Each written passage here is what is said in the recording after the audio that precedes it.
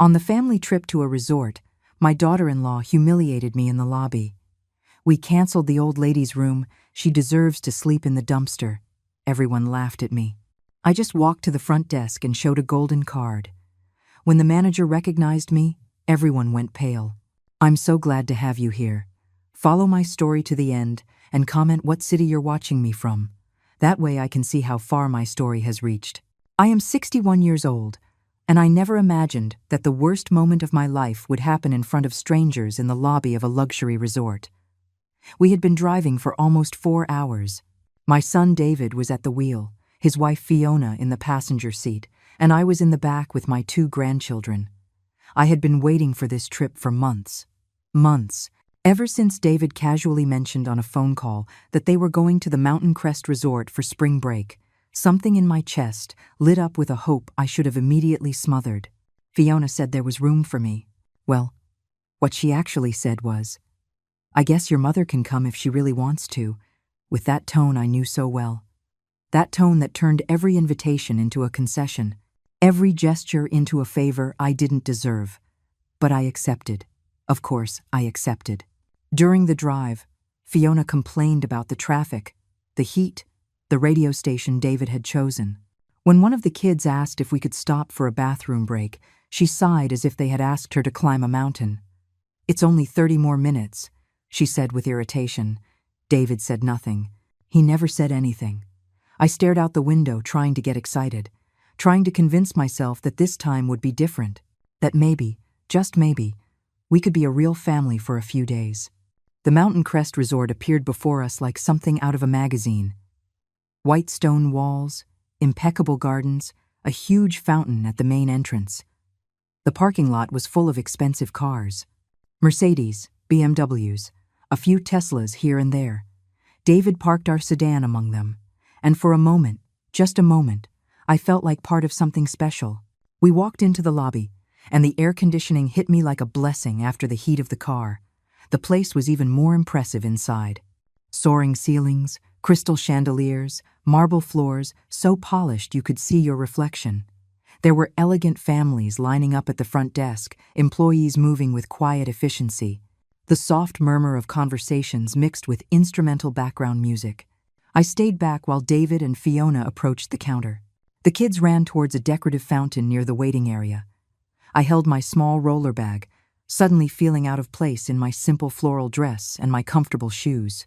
Fiona spoke with the receptionist, a young woman with dark hair pulled back in a perfect bun. I watched her check something on the computer, watched Fiona nod, watched David sign papers. Everything seemed to be going well. Normal. Routine. Then Fiona turned towards me. There was something in her expression, a kind of glint in her eye that I recognized immediately. It was the same look she had when she was about to make one of her innocent comments, the kind that always sounded like jokes but left marks that lasted for days. She walked towards me with deliberate steps, her heels clicking against the marble. The lobby was full of people, families waiting their turn, bellhops carrying luggage, guests sitting comfortably on the leather sofas, and Fiona raised her voice. She didn't shout, but she spoke loudly enough for everyone to turn. "We canceled your room, Beatrice." I froze. The words didn't make sense at first. I waited for David to say something, to correct her, to explain that there was a mistake. But he just stared at the floor, his hands in his pockets. Fiona continued, and her voice grew louder, clearer. "We're not going to waste money on a room for you. You can sleep in the dumpster. It's what you deserve after all." Ah, laughter. I heard laughter. Not from everyone, but from some. An older man in a cashmere sweater let out a choked laugh. A younger woman whispered something to her partner, and they both smirked. Even the receptionist looked down uncomfortably, as if witnessing this was part of her job. My son, my only son, the boy I raised, who I fed, who I held when he had nightmares, laughed. It wasn't a loud laugh.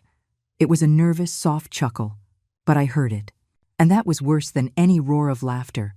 The kids didn't understand what was happening.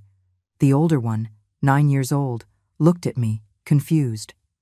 "Is Grandma going to sleep with us?" he asked. Fiona pulled him by the arm. "Hush, sweetie. The grown-ups are talking." I felt a heat. first in my chest, then rising up my neck to my cheeks. It wasn't just embarrassment. It was something deeper. A mixture of humiliation, betrayal, a pain so sharp it was hard to breathe. The lights from the chandelier seemed too bright. The murmur of conversations became a distant buzz. My legs were shaking. For a second, I considered turning around and leaving, just walking out, calling a taxi, going back to the bus station, disappearing from their lives as they clearly wanted. But something inside me changed in that instant. It wasn't anger. Not yet. It was clarity.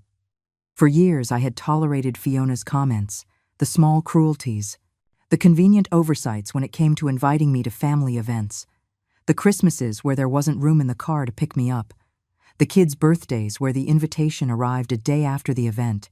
And my son, my David, never said anything. He never defended me. He always found an excuse, a justification, a way to downplay what his wife was doing. And I allowed it because they were my family, because I didn't want to cause trouble, because I was afraid of losing them completely. But in that moment, standing in the middle of that luxurious lobby, with strangers looking at me with pity or amusement, I realized something. I had already lost them. A long time ago. I took a deep breath. My hands stopped trembling. I adjusted the handle of my suitcase and walked towards the front desk. I didn't look at Fiona. I didn't look at David. I walked with my back straight, with firm steps, even though I felt like I was falling apart inside. The receptionist looked at me with a cautious expression.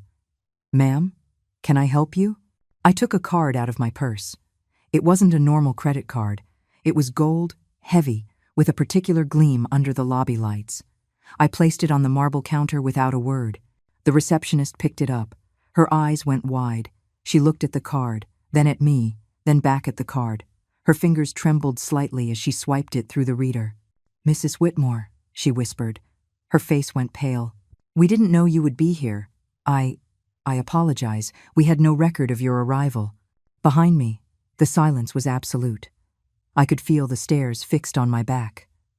The receptionist typed quickly on her computer, her movements nervous. "One moment, please. I'm going to call the general manager immediately." And then he arrived. A man in an impeccable suit with perfectly combed gray hair walked quickly from a side office. His expression went from professional to almost reverent when his eyes landed on me. "Mrs. Whitmore," his voice resonated in the lobby. He approached with hurried steps. "We had no idea you would be gracing us with your presence. Your name is on the list of the resort's owners, but..." The world seemed to stop. Owners. I heard a choked gasp behind me. I knew who it was. The manager continued speaking, but I could barely focus on his words. Something about the presidential suite, about special arrangements, about how the staff would be at my disposal. My heart was pounding, not from nerves, but from a strange mix of relief and sadness. I turned around slowly. David was pale. Completely pale. His mouth opened and closed as if he wanted to speak, but the words were stuck in his throat. Fiona, on the other hand, had her face frozen in an expression of pure shock. Her green eyes, normally so calculating, now reflected something I had never seen in her. Fear. The kids were pulling on their father's sleeve, asking questions he couldn't answer. The people who moments before had been laughing were now watching us with an uncomfortable curiosity. Some muttered among themselves. Others just stared, waiting to see what would happen next. "Mrs. Whitmore," the manager touched my arm gently. "Would you like us to take your luggage to your suite immediately? We have champagne waiting, and the chef can prepare whatever you desire for dinner."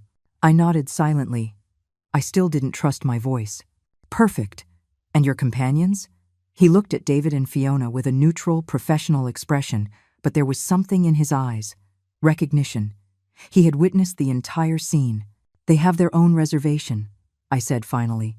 My voice came out firmer than I expected. "They will not be traveling with me." The manager nodded. "Of course. If you need anything at all, just dial 0 from your room." He motioned to a young bellhop. "Please escort Mrs. Whitmore to the presidential suite." As the bellhop took my suitcase, David stepped forward. "Mom, we need to talk." I looked at him, really looked at him. I saw a 37-year-old man, not the boy he had been. I saw the fine lines around his eyes, the start of gray at his temples, the slightly stooped posture of someone carrying an invisible weight. But more than anything, I saw a stranger. Someone who looked like my son but had stopped being him a long time ago. Not now, David. But Mom, I don't understand. How could you? Why did you never tell us? Later, I said, and followed the bellhop towards the elevators. The presidential suite was on the 15th floor. The bellhop made polite conversation during the ride up, mentioning the amenities, the restaurant hours, the location of the spa. I nodded without really listening. My mind was somewhere else, in another time. When the suite door closed behind me, I could finally breathe. The room was spectacular. Floor-to-ceiling windows with views of the mountains, elegant furniture, a full kitchen, even a grand piano in the corner. There were fresh flowers in crystal vases, a bottle of champagne on ice as the manager had promised, and gourmet chocolates on the coffee table. I sank into the blue velvet sofa and closed my eyes. The truth was more complicated than anyone imagined. 15 years ago, when my husband Richard died, he left me more than anyone knew. Richard had been a quiet, hard-working man, the kind of person who went unnoticed in a crowd. We had lived modestly, never showing off, never drawing attention, but Richard had been smart with investments. Very smart. When he died, I discovered we had nearly $2 million in various assets, properties, stocks, bonds, and this resort, Mountain Crest, had been one of his last investments. He had bought a 30% stake when the place was under construction, betting that it would become a successful luxury destination. He was right. After his death, I had decisions to make. David was 22 then, just out of college, full of ideas about how to help me manage the finances. He and Fiona had only been dating for 6 months, but she was already there, in every conversation, every family meeting, offering suggestions. I remember one afternoon in particular. We were sitting at the kitchen table of my old house, going over documents. David had that serious expression he put on when he wanted to seem adult. "Mom, I think you should let me handle this. It's complicated. I don't want you to get stressed or make any mistakes." Mistakes. As if I were incapable. As if 40 years of marriage and running a household hadn't taught me anything about money. Fiona was next to him, nodding with a concerned expression. "It's a lot to process, Beatrice. David just wants to take care of you. Maybe it would be better if he handled the accounts, the investments. You could just rest, enjoy your pension." Pension. As if I were an invalid old woman. But I nodded. I let them believe they would. I showed them a few accounts, a few documents, just enough to satisfy them. And I kept the rest for myself. The biggest investments, the properties, the business stakes, including this resort. Why did I do it? At first, I didn't know.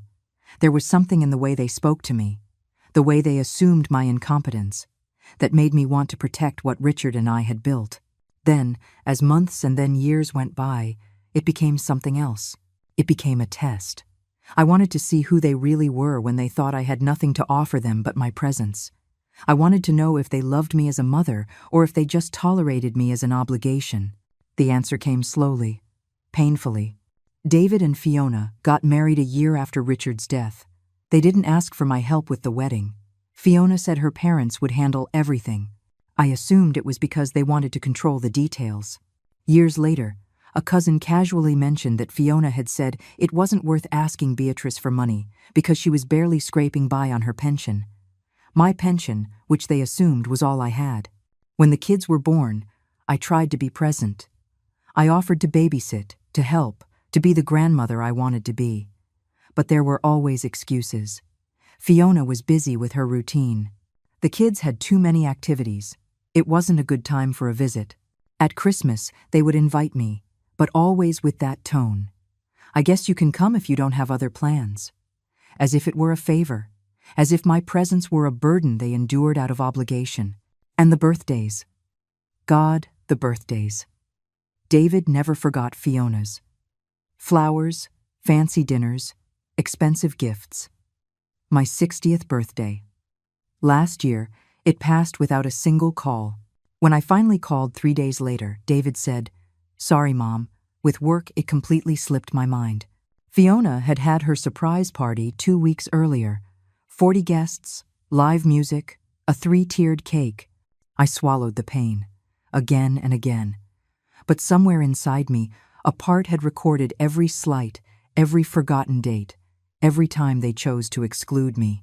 And that part had grown, solidifying into something cold and clear. This wasn't my family, it was my failed test. The phone in the suite rang, pulling me from my thoughts. I ignored it. It rang 3 more times before stopping. Then my cell phone started vibrating. David. I ignored the call. Then another, and another. Finally, a text message arrived. Mom, please, we need to talk. We're at the restaurant in the lobby. We'll wait for you. I looked at the message for a long time. Then, slowly, I typed a reply. I'll see you at the restaurant at 7. Just you and Fiona. The children need to stay with the hotel's babysitting service. Dinner was in 2 hours. I took a long shower, letting the hot water loosen the tension in my shoulders. I put on a dress I had bought months ago but never worn.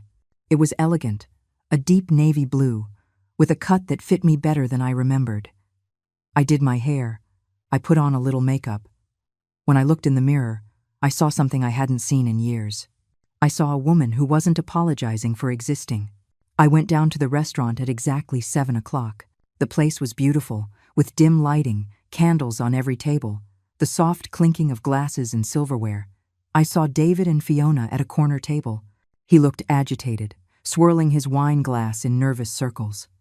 She had that expression I knew well: forced control, tight lips, hands on the table, fingers laced together too tightly. I sat across from them without a word. A waiter appeared immediately, filling my water glass, offering the menu. I ordered without looking at it, keeping my eyes on my son. The silence stretched, thick and uncomfortable. Finally, David broke it. Mom, why did you never tell us? I took a sip of water before answering. Tell you what exactly? That you own this place. That you have money. All this time, we thought you were barely getting by on Dad's pension. I never said that, I replied calmly. You assumed it. Fiona leaned forward, her voice controlled but tense. You made us look like fools out there, in front of all those people. I looked directly at her. For the first time in 15 years, I looked at her without looking away. No, I said softly. You made yourselves look like exactly what you are. Fiona recoiled as if I had slapped her. David opened his mouth, but no sound came out. The waiter arrived with our appetizers, placing them carefully before silently retreating. No one touched their plate. I don't understand you, David said finally, his voice trembling. If you had money, if you had all this, why did you let us think? That I was poor? I finished for him. That I was a burden? That I needed your pity? I picked up my fork, cutting a piece of salmon with precise movements, because I wanted to see something. See what? Fiona practically spat the words. I chewed slowly, savoring the food they hadn't even touched. I wanted to see if you loved me without expecting anything in return. I wanted to know if I was worth anything to you beyond what I could give you. David shook his head, confused. Mom, we've always loved you. Always. The words would have moved me years ago. Now they just sounded hollow. Really? I said softly. Like when you left me out of Christmas dinner 3 years ago because there wasn't room in the car? I checked later. You rented a 7-person van. There were 5 of you. Oh, David blinked. There was a mix-up with the rental. Or like my 60th birthday last year? I continued, my voice still calm, almost conversational. Not a call, not a text. But 2 weeks before, you spent $5,000 on Fiona's surprise party. I called you later, David protested weakly. I apologized. 3 days later, after I called first, I took a sip of wine. And your apology was that you were busy with work. End quote. Fiona leaned forward, her eyes bright with barely contained anger. This is ridiculous. You're acting like a resentful child, keeping score of every little mistake. Little mistake? I repeated. I set my fork down on the plate with a soft click. Fiona, in 15 years, you have invited me to your house exactly 11 times. I counted. And of those 11 times, 6 were because you needed me to watch the kids while you went out. That's not fair, David said. We live busy lives, Mom. We have responsibilities. I know, I nodded. That's why I never complained. That's why I always said yes when you needed something. I took care of the kids when they had the flu, and you had that important conference. Remember, David? I was up for 3 nights straight. When you came back, you didn't even ask how they had been. You just said thanks and went to sleep. The silence fell over the table again. I could see David processing, remembering. His face tightened with each memory. Or when your washing machine broke, I continued, looking at Fiona. I offered you money to fix it. You said you didn't need charity from anyone. But 2 weeks later, you asked David to buy you a new one. He took the money from his emergency fund. $3,000. Fiona's lips tightened. We didn't know you could. Exactly, I interrupted. You didn't know because you never asked. You assumed I was poor, that I was a nuisance, that my only function was to be available when you needed me, and disappear when you didn't. David ran his hands through his hair, a gesture he'd made since he was a boy when he was overwhelmed. Mom, if you had just told us. What? My voice rose for the first time. Not much, but enough for nearby tables to glance over. I lowered it. If I had told you I had money, would you have treated me differently? Does that make this better or worse, David? He didn't answer. I took another sip of wine, feeling its warmth go down my throat. When your father died, you two came to the house every week. Remember? You helped me with the paperwork, with the bank calls, with everything. I paused. But as soon as you thought everything was settled, as soon as you assumed I had just a basic pension and nothing more to offer, the visits became less frequent. First every 2 weeks, then once a month, then only on holidays, and then not even that. We had the kids, Fiona protested. We had a life to build. I know, I nodded. And I never asked to be the center of your life. I only asked not to be completely forgotten. David took a deep breath, his eyes glassy. Mom, I didn't realize. I didn't know you felt that way. You didn't? I looked at him directly. Not once did you notice your wife talking about me as if I were a burden? Not once did you wonder why your mother was spending every holiday alone? He was silent. I looked at Fiona. Last Christmas, your sister posted pictures of your family dinner on Facebook. I saw all of you. 20 people around that enormous table. David's family. Your family. Friends. I was a 15-minute drive away. I ate a turkey sandwich in front of the television. You told us you had other plans, Fiona said defensively. I lied. Because I knew the invitation was out of obligation, not because you actually wanted me there. I placed my napkin on the table. And the truth, Fiona, is that I preferred being alone to enduring another dinner where you'd treat me like a piece of furniture. That's unfair, she hissed. I have always been nice to you. Nice. I let out a humorless laugh. Fiona, you told your mother I was hard to please. I heard you. I was in the bathroom at your house during Thanksgiving 2 years ago. You were in the kitchen. You said I was critical, demanding, that I always found something to complain about. Fiona paled slightly. I have never complained. Not about the food, not about how you raise your children, not about anything.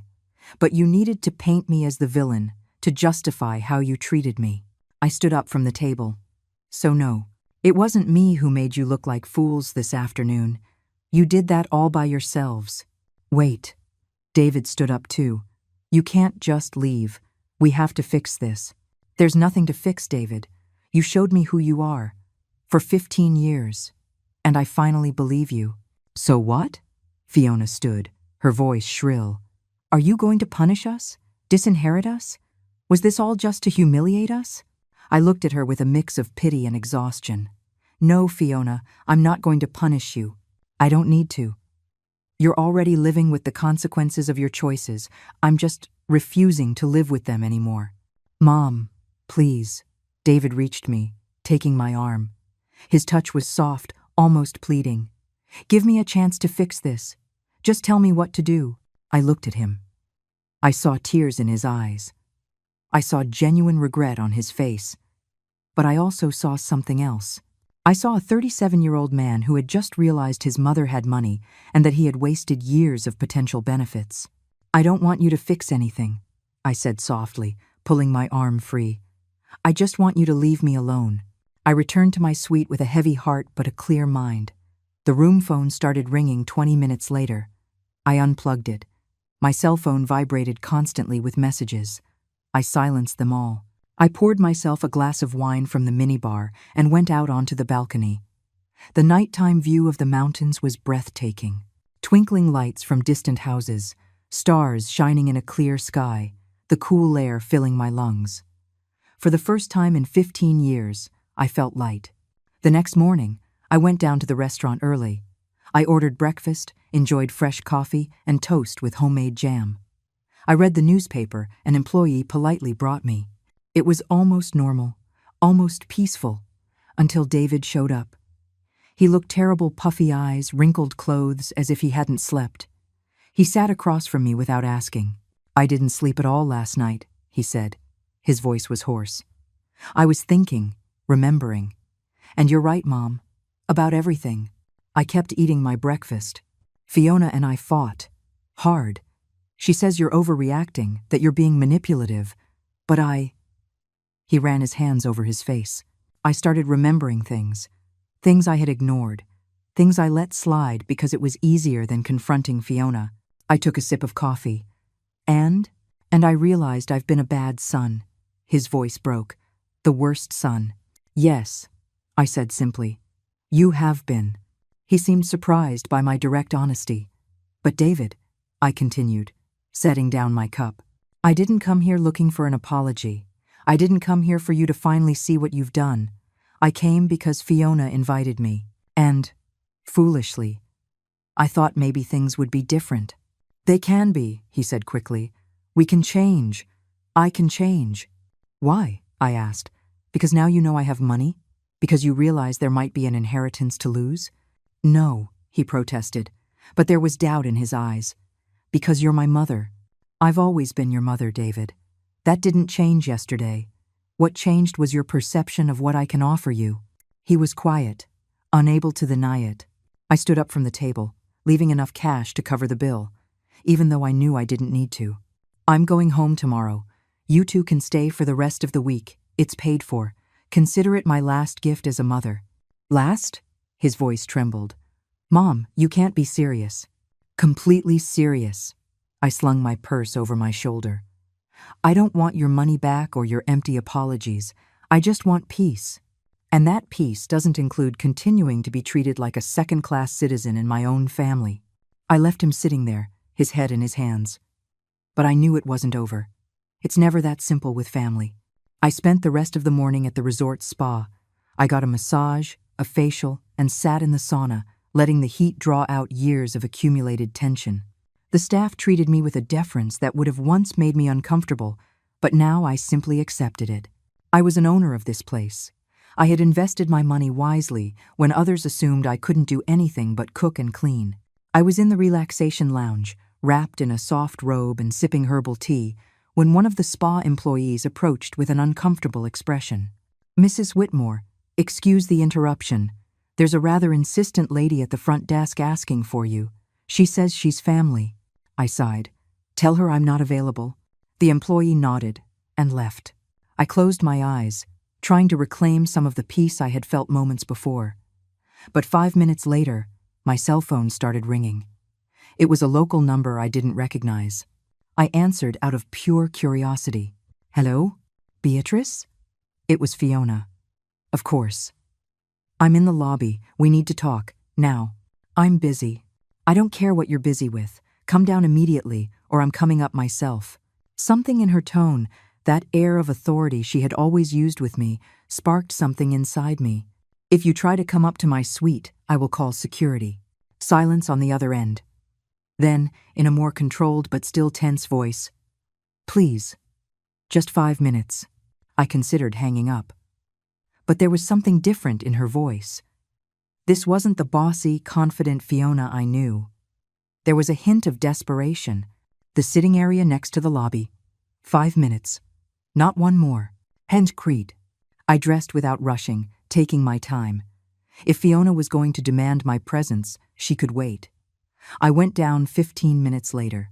I found her sitting rigidly on one of the leather sofas, her hands clasped in her lap. When she saw me, she stood up immediately. She wasn't wearing her usual perfect makeup. Her eyes were red. Her hair wasn't so impeccably styled. She looked human, vulnerable. I sat across from her without a word. "You're destroying my marriage," she said abruptly. I raised an eyebrow.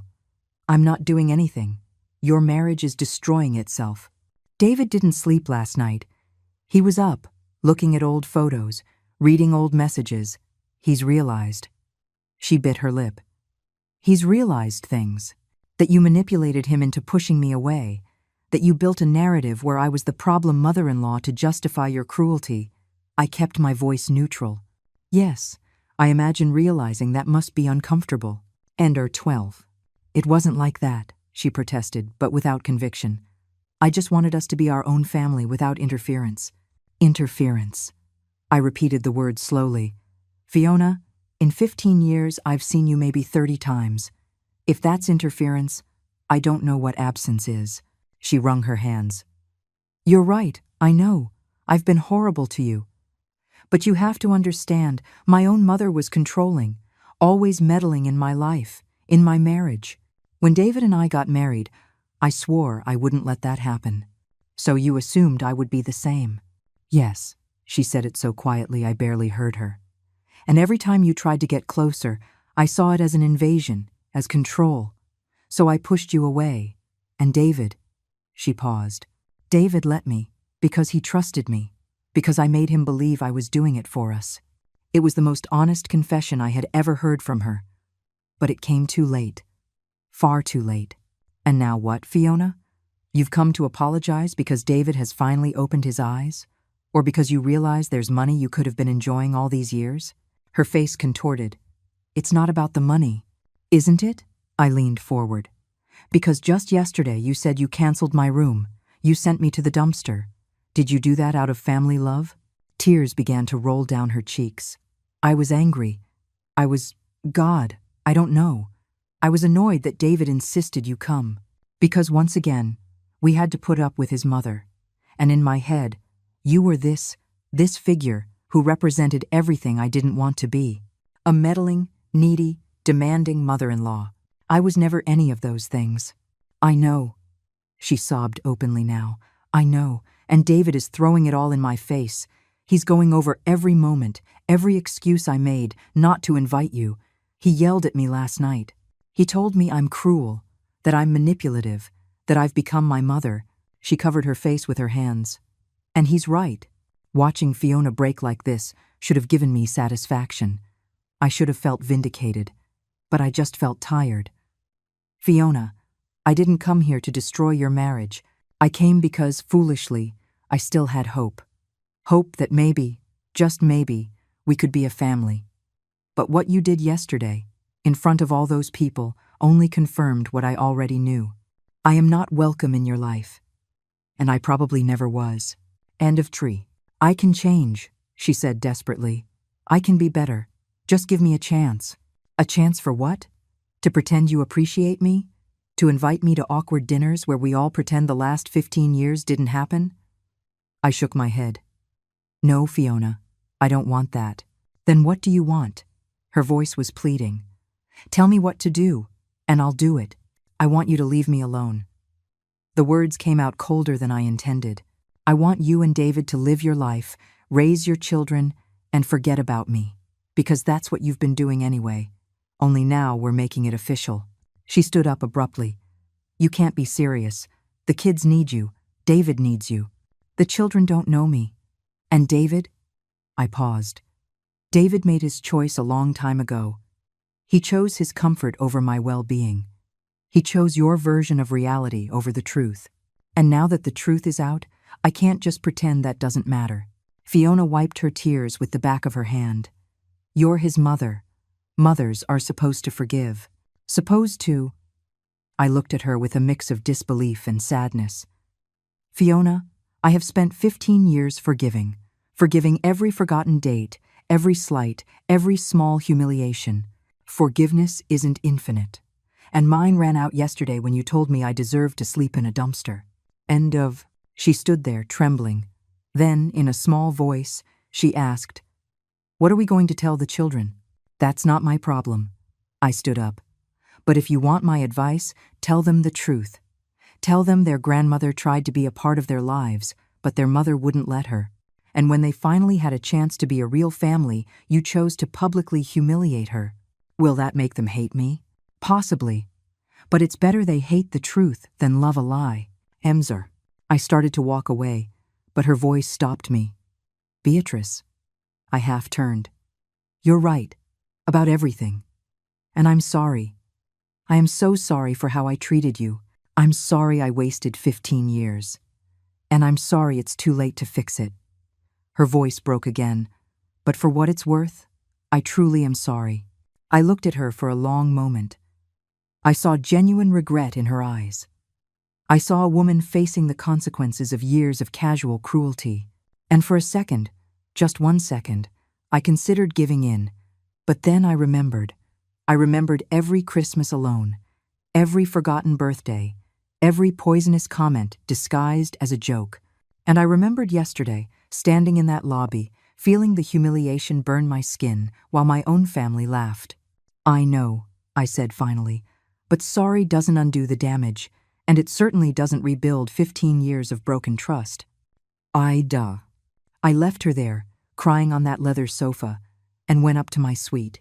That afternoon, I called the resort's general manager. Robert, I need to make some changes to my stake here. We met in his office, an elegant room overlooking the gardens. I explained my situation, or at least enough for him to understand. He was discreet, professional, but I saw understanding in his eyes. Mrs. Whitmore, are you sure? This has been a very successful investment for you. I know, but I need a change. I need to separate myself from anything that ties me to this area, to this life. I signed the papers he had prepared. Sell my stake.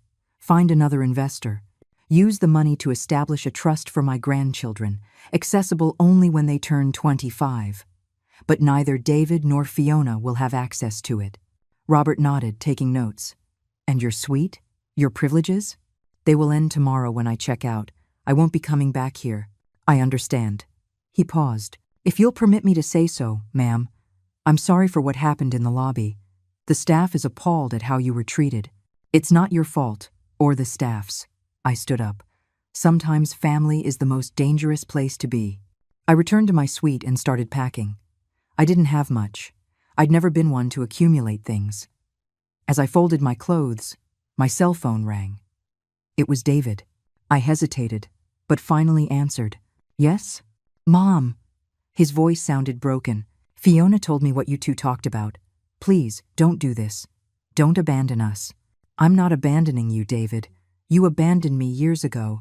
I'm just officially acknowledging what was already a reality. That's not fair. I was an idiot. I admit it. But I'm your son. Your only son. I know. I closed my suitcase. And you will always be my son. But that doesn't mean I have to endure how you treat me. Love isn't enough when it comes wrapped in contempt. Give me a chance to show you I can change. Please. I sat on the bed, holding the phone to my ear. David, do you know how many times in these 15 years I waited for you to change? I waited for you to wake up one day and see what Fiona was doing to me. I waited for you to defend your mother, for you to choose to stand up for me even if it was uncomfortable. I paused. But you never did. Not once. I was blind. She manipulated me. No, David, don't blame it all on her. You saw what you wanted to see. You heard what you wanted to hear. Because it was easier to believe I was the problem than to face the fact that your wife was cruel. Silence on the other end. Then, in a barely audible voice, what do I do now? Live your life. Be better to your children than you were to me. And someday, when you're ready to be honest with yourself about all of this, maybe we can talk. When will that be? I don't know. Maybe never. I took a deep breath. But for now, I need distance. I need to heal. And I can't do that if I'm still waiting for you to change. I hung up before he could answer. That night, standing on my suite's balcony for the last time, I looked at the mountains under the moonlight. I felt a strange mix of relief and sadness. I had waited so long for them to see me, to value me. And when they finally did, it was only because they discovered I had something they wanted. Tomorrow I would leave. I would leave this resort, this family, this life that was never really mine. And for the first time in 15 years, the idea of being alone didn't scare me. It filled me with a peace I didn't know was possible. The morning of my departure was gray, with low clouds covering the mountains. There was something fitting about it, as if the weather reflected the mood of the last few days. I finished packing early, leaving the suite immaculate, as if I'd never been there. I was in the lobby checking out when I saw him. David was sitting on one of the sofas near the entrance, looking as if he'd slept there. His clothes were the same as the day before, wrinkled and messy. He had deep circles under his eyes, and his hair was unkempt. When our eyes met, he stood up immediately. "Mom, wait." Robert, the manager who was processing my checkout, gave me a questioning look. I nodded slightly. He understood and discreetly stepped away. David approached, but kept a certain distance, as if he feared I might vanish if he got too close. "I know you said you needed space. I know, but I can't let you go like this." "I can't." "David, no, please, just let me talk." He ran his hands over his face. "I was up all night, not just thinking, but remembering, really remembering." He took a shaky breath. "And you're right, Mom, about absolutely everything." A group of guests walked past us on their way to the restaurant. David lowered his voice, though the desperation in it was still clear. "I remembered that Christmas, when Fiona said there was no room in the car. I didn't question it. I just took her word for it because it was easier than confronting her." His eyes filled with tears. "And your birthday? God, your 60th birthday. Fiona reminded me that morning. She said, 'It's your mom's birthday today.' And I said, 'I'll call her later.' But I didn't. I went to work. I got tied up in meetings. And when I got home, Fiona was planning her surprise party. And I forgot." "I know, David." "No, you don't know everything." His voice cracked. "Last night, after you spoke with Fiona, she told me everything. She told me things I had chosen not to see. How she talked to you when I wasn't around. How she made sure family invitations arrived late. How—" He stopped, swallowing hard. "How she actively kept you away from the kids because she didn't want you to have an influence on them." Embry. That hurt more than I expected. I had suspected, of course, but hearing it confirmed was different. "The kids asked about you," David continued, his voice trembling. "Especially Jake. He would ask, 'When is Grandma coming?' And Fiona always had an excuse. You were busy, you were sick, you had other plans, and I—" His face contorted in pain. "I was right there. I heard the lies, and I said nothing." "Why?" I asked, though I already knew the answer. "Because it was easier." The tears finally fell down his cheeks. "Because confronting Fiona meant admitting I had married someone capable of that cruelty. It meant admitting that I had failed you, and it was so much easier to believe her version. Where you were fine, where you didn't need us, where everything was justified." He sank onto the nearest sofa, covering his face with his hands. I remained standing, my suitcase by my side, watching my son fall apart. "There's something else," he said, his voice muffled by his hands. "Something I never told you." I waited. He lowered his hands slowly. His eyes were red, swollen. "When Dad died, before we started going through the paperwork, Fiona said something to me. She said I was the man of the family now, that I had to take care of you because you couldn't do it alone.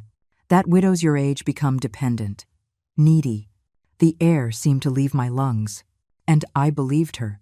I went into those meetings with you, expecting to find a lost, helpless woman. But you—" A sad smile crossed his face. "You knew exactly what to do. You had everything organized. You handled every paper, every call, every decision with clarity. And that bothered her.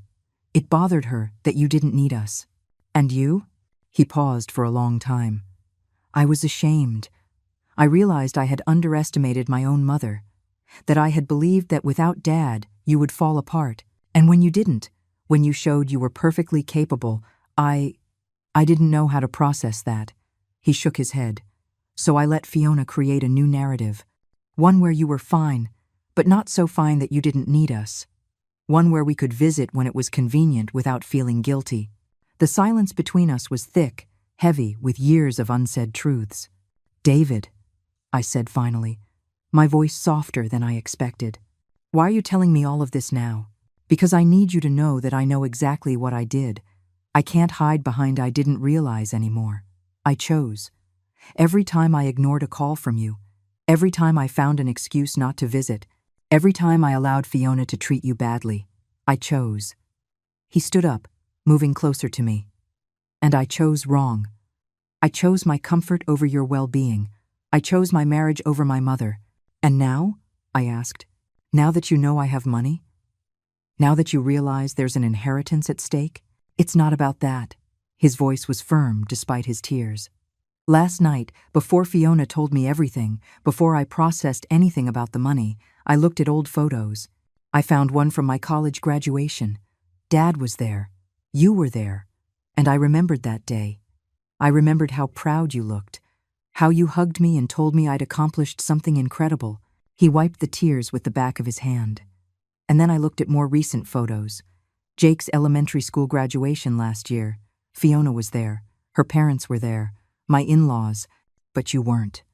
And I realized we hadn't even invited you. We hadn't even thought of you." He looked at me, his eyes pleading.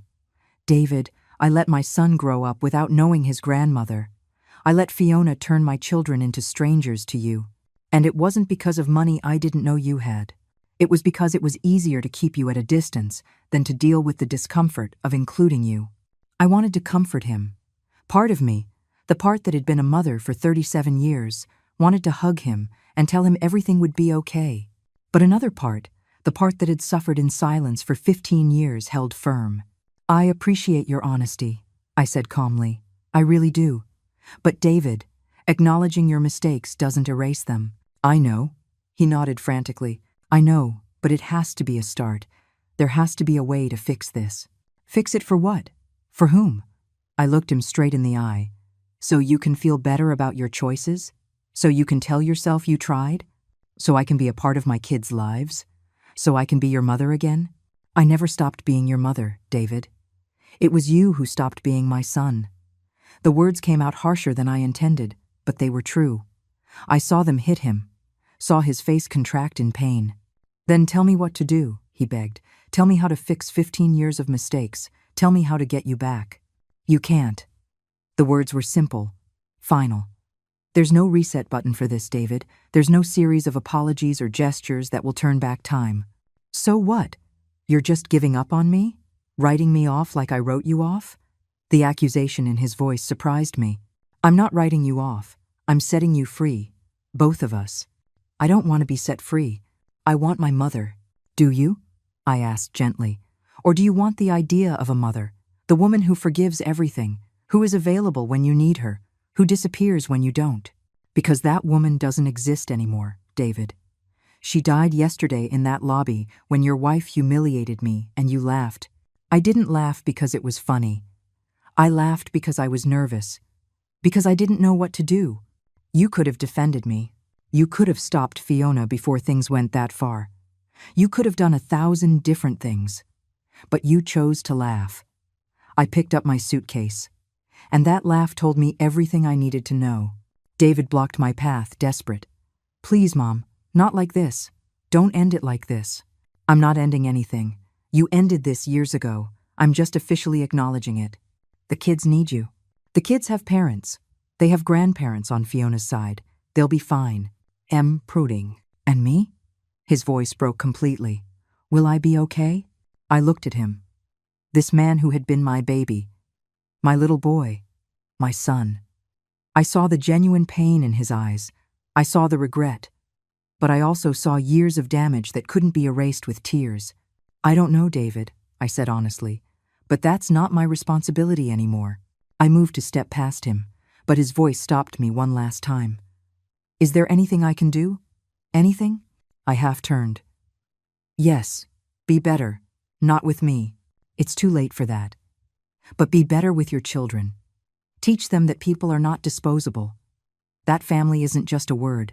And when they grow up and ask about their grandmother, tell them the truth. Tell them they had one, but you lost her."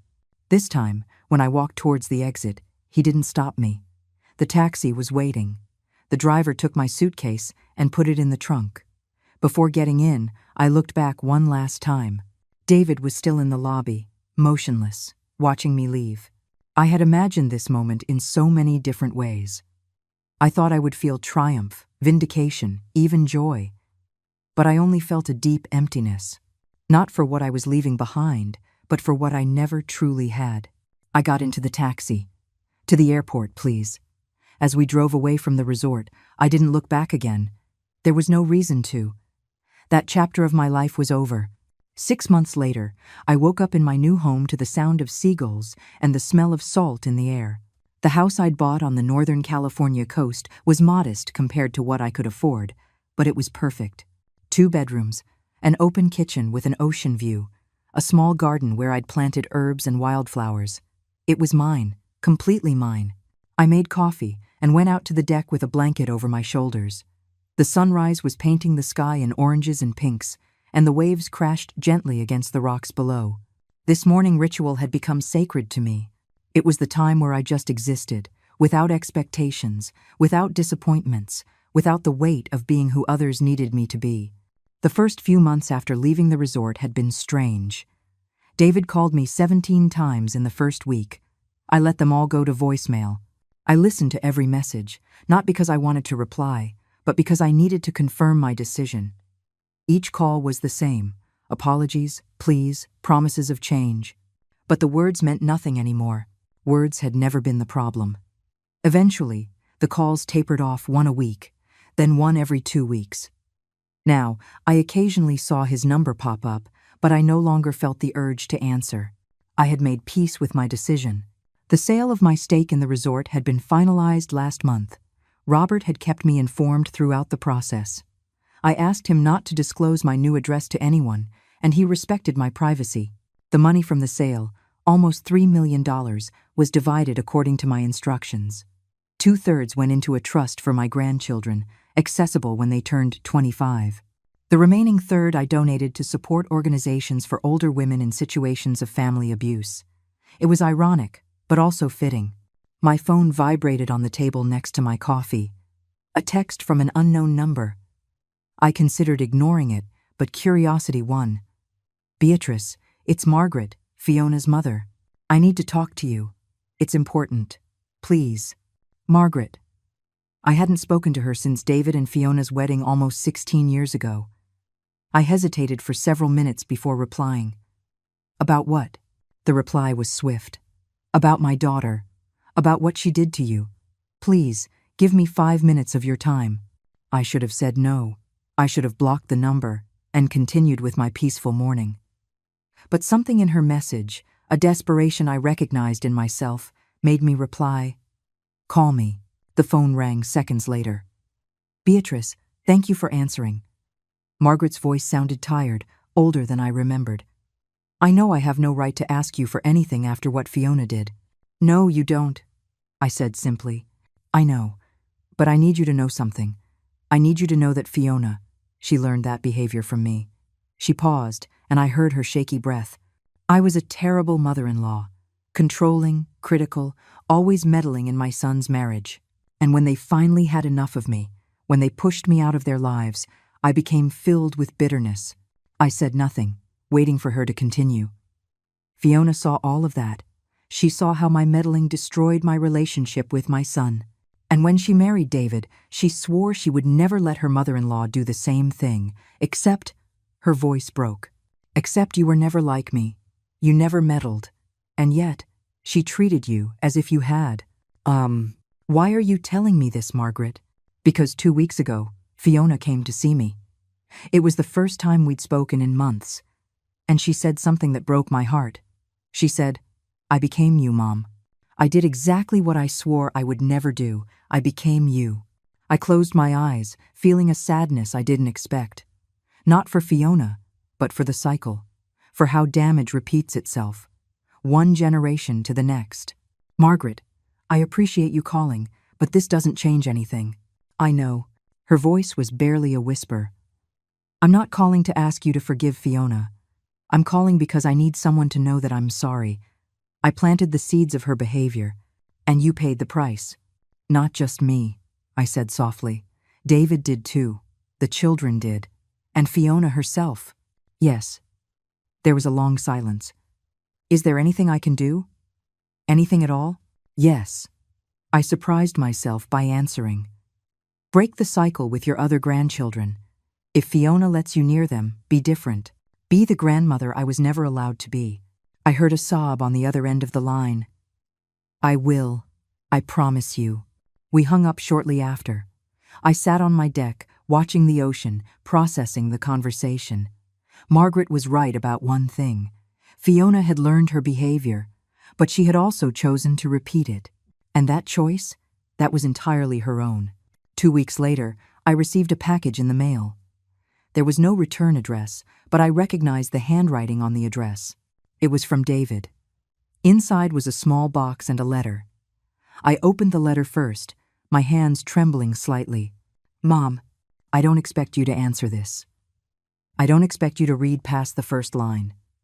But I need you to know a few things. Fiona and I are getting a divorce. Not because of you, though I know you were the catalyst for me finally seeing the truth.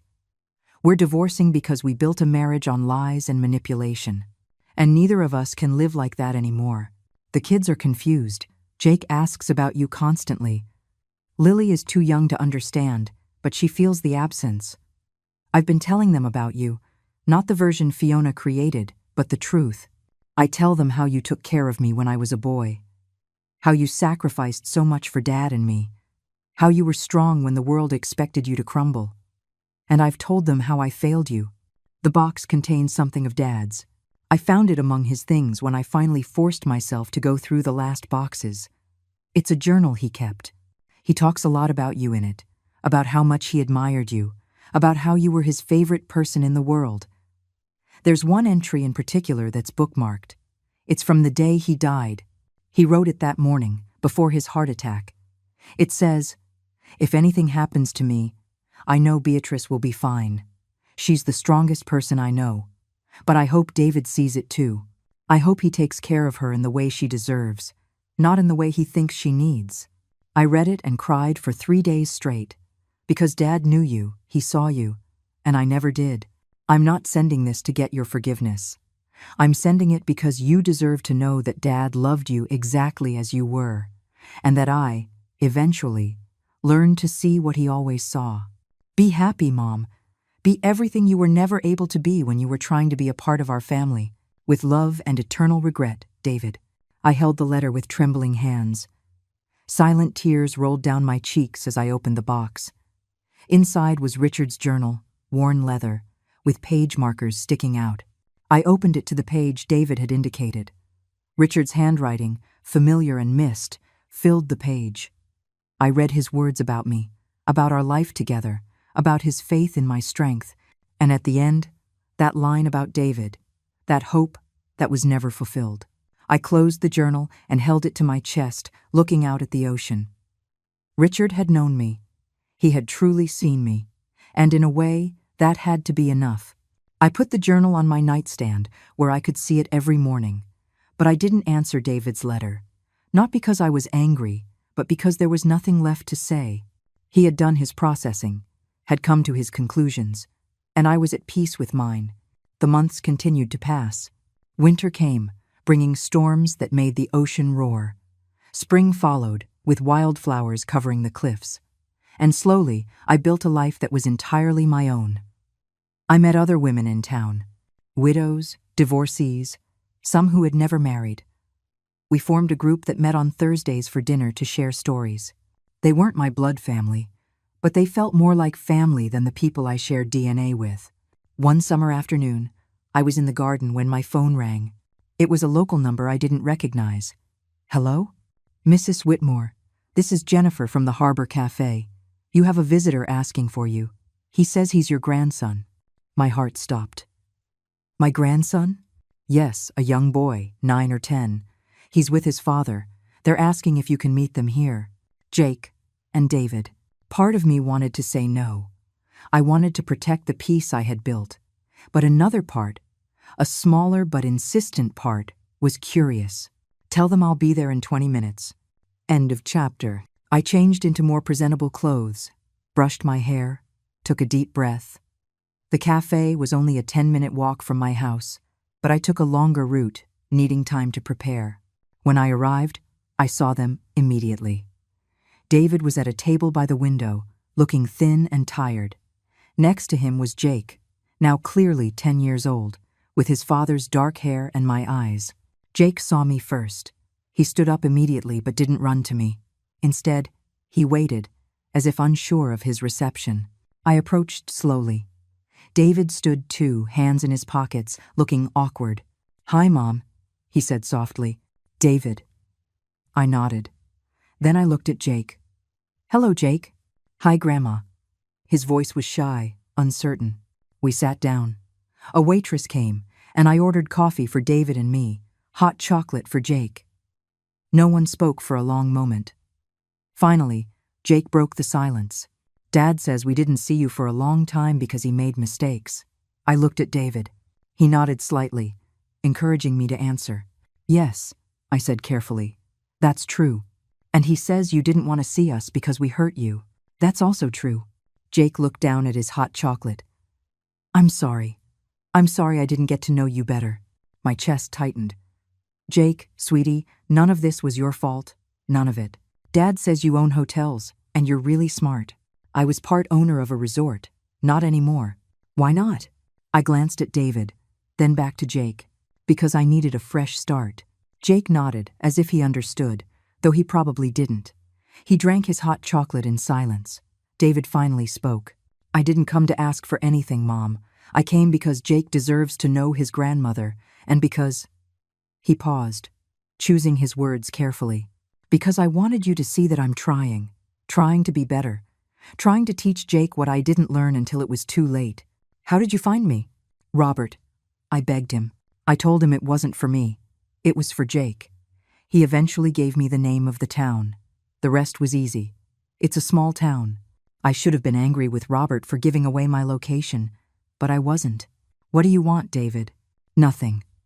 His voice was firm. "I don't want your forgiveness. I don't want your money. I just want Jake to have the chance to know you, if you're willing. It doesn't have to be much. Once a month or every other month. Whatever you can give." "Oh." I looked at Jake. The boy was watching me with cautious hope in his eyes. It wasn't his fault. It never had been. "Jake," I said softly, "would you like to come to my house sometime? I live right near the ocean. You could come over and we could walk on the beach." His face lit up. "Really?" I looked at David. "Once a month. You drop him off and you pick him up. You don't come in my house. We don't make family small talk. You just bring Jake." David nodded, his eyes shining. "Thank you, Mom." "Don't do it for you," I said firmly. "I'm doing it for him." And it was true. Jake deserved to know his grandmother. His grandmother deserved to have that connection, and I deserved the chance to be a grandmother on my own terms. The visit started the next month. David would bring Jake and leave him for 3 hours. Sometimes we walked on the beach, collecting shells. Other times, we baked cookies in my little kitchen. Slowly, Jake began to open up, to talk about school, his friends, his fears about his parents' divorce. He didn't talk about Fiona, and I didn't ask. It wasn't my place. David kept his word. He dropped Jake off and came back at the exact time. He didn't try to come in. He didn't push for deep conversations. Sometimes I would see him waiting in his car, and I would wonder what he was thinking. But it wasn't my concern.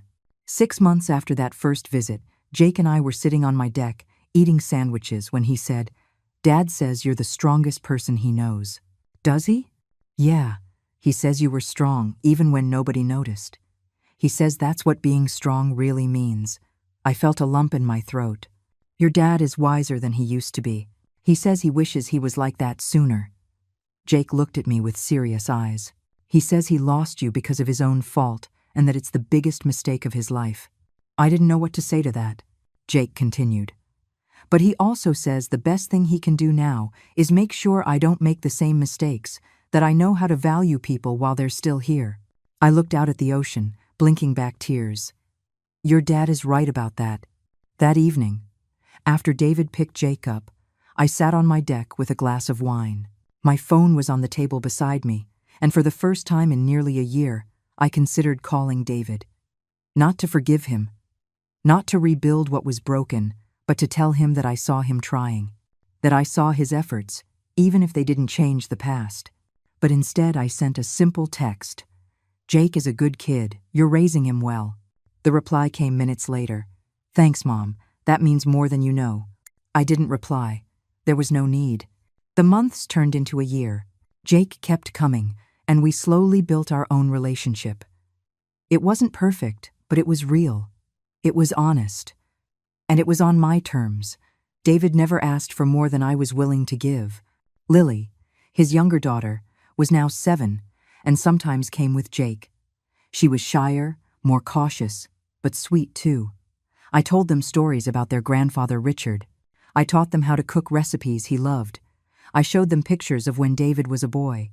We weren't a traditional family, but we were something, and that something was enough. One autumn afternoon, 2 years after leaving the resort, I was in my garden planting tulip bulbs when I heard footsteps on the gravel path. I looked up, expecting to see one of my friends from town. It was David, alone, without the kids. I stood up slowly, pulling off my gardening gloves. "It's not a visiting day." "I know." He stopped several feet away, respecting the space. I needed to tell you something." I waited, not inviting him closer. "Fiona got married again, to someone she met in therapy." He let out a bitter laugh. "Ironic, isn't it? But I didn't come to talk about her. I came because—" He took a deep breath. "Because I finally understood something. I understood that I don't need your forgiveness to move forward. That my job isn't to get you to forgive me, but to make sure Jake and Lily never have to ask for forgiveness for the same things." "And?" I asked, my voice neutral. "And I came to say thank you for letting Jake and Lily know you, for giving them what I threw away, and to tell you," his voice broke slightly, "to tell you that I finally understand what it means to be strong. It means knowing when to walk away. It means setting boundaries even when it hurts. It means choosing yourself when no one else will." The ocean wind blew between us, carrying the scent of salt and autumn flowers. "I lost you a long time ago," he continued, "and I spent years not accepting it. But I accept it now. You're not my mom in the way you used to be. You're Jake and Lily's grandmother. And that's more than I deserve." I said nothing. There was nothing to say. David nodded, as if he'd expected my silence. "I won't show up unannounced again. I promise. I just needed you to know that I finally get it." He turned to leave. But something in me, something small but persistent, made me speak. "David." He stopped but didn't turn around. "What you're teaching your children, about respect, about boundaries, about not taking people for granted."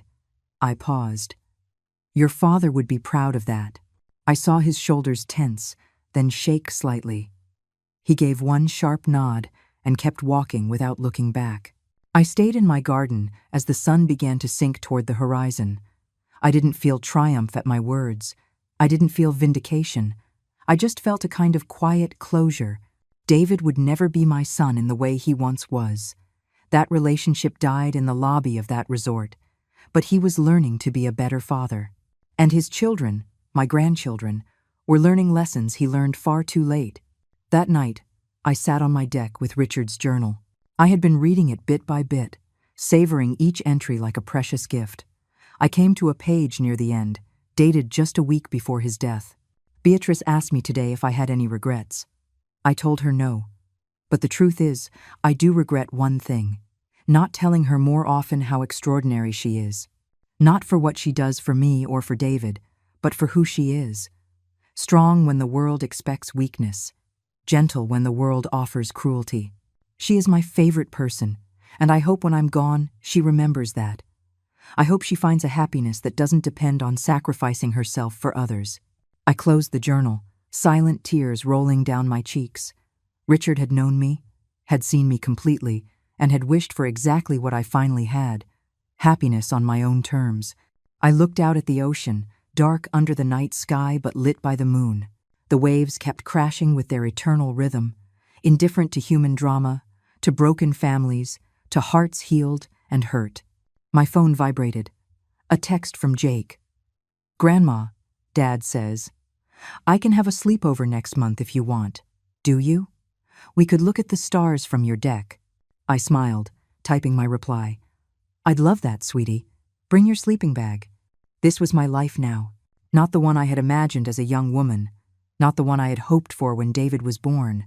Not the one I had endured for 15 years of exclusion and pain. It was something entirely new. Something built on firm boundaries and earned respect.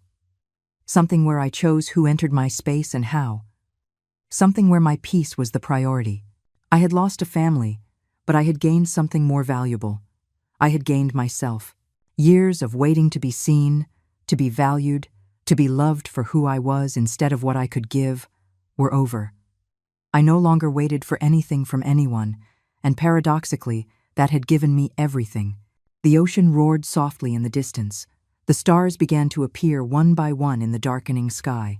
And I, Beatrice Whitmore, sitting on my little deck at my little house by the sea, was finally at peace. There was no dramatic reconciliation. No grand apology that healed decades of pain. No perfect ending where everyone learned their lesson and lived happily ever after. But there was this. A woman who had finally learned that walking away wasn't abandonment. It was survival. It was self-respect. It was love. The hardest kind of love of all. The self-love that says, "I deserve more than this." There was this. Grandchildren who would grow up knowing that people have limits and those limits must be respected. Who would learn that you can love someone from a distance. Who would see in their grandmother not a victim, but a woman who chose her own peace over the comfort of others. And there was this. Me, finally free from the weight of expectations that would never be met. Free from the need to be needed. Free from apologizing for existing.